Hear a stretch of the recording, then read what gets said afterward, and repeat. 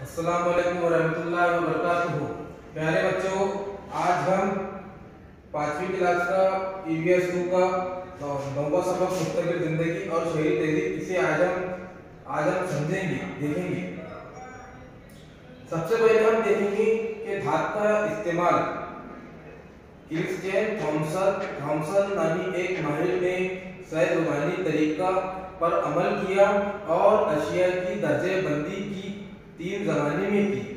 पत्थर का ज़माना, पत्थर के हथियार; तांबे का ज़माना, तांबे और दीगर अशिया के हथियार और औजार; लोहे का ज़माना, लोहे के और दीगर अशिया के हथियार औजार।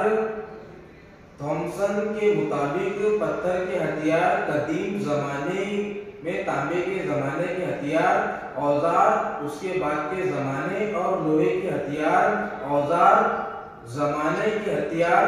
इस तरह के पत्थर और तांबा लोहे का ज़माना समझा गया। तांबा वो पहली धातु थी जो हथियार औजार बनाने में इस्तेमाल की गई थी, इसलिए उस ज़माने को तांबे का ज़माना कहते हैं।